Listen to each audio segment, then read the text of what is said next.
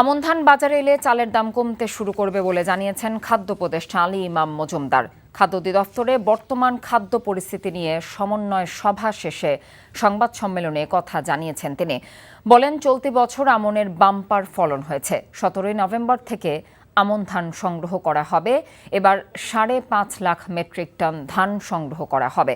পাশাপাশি আমদানি করা হবে 1.5 লাখ টন ধান এবং গম। এবার আমনের দাম প্রতি কেজিতে 3 টাকা বাড়ানো হয়েছে বলেও জানান আলী ইমাম মজুমদার। বলেন, আমন ধান বাজারে এলে চালের দাম কমতে শুরু করবে। খাদ্য নিয়ে কোনো ঝুঁকি নিতে চায় না সরকার, তাই দেশের চালের বাজার নিয়ন্ত্রণে এবং সরবরাহ বাড়াতে ইতোমধ্যে চালের আমদানি শুল্ক প্রত্যাহার করা হয়েছে বলেও জানিয়েছেন তিনি। এবং চালেও বাড়ানো হয়েছে, তো সেক্ষেত্রে তো আমরা আশা করছি যে আমরা একটা রিজনেবল পরিমাণ ধান চাল সংগ্রহ করতে পারবো এই আমন মৌসুমে। অ্যাজ ওয়েল এজ আমরা আমদানি কার্যক্রম আমাদের সচল আছে, এটা আরও জোরদার হবে। এতে করতে যেটুকু আশঙ্কা করা হয়েছিল গত বন্যার পরে, আশা করছি আমরা আল্লাহর রহমতে সেটা মোকাবেলা করতে পারবো। টাকা চুরির জন্য যদি আমার গলায় জুতার মালা পরাইতে হয়, তাহলে আমার শালীর সাথে প্রতারণা করার জন্য তোর ফাঁসি হবে।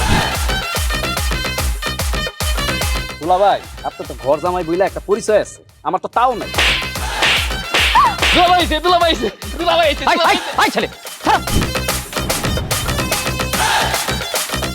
রাজনৈতিক ফ্যামিলির মেয়ে হয়ে ওই কাজ করবে।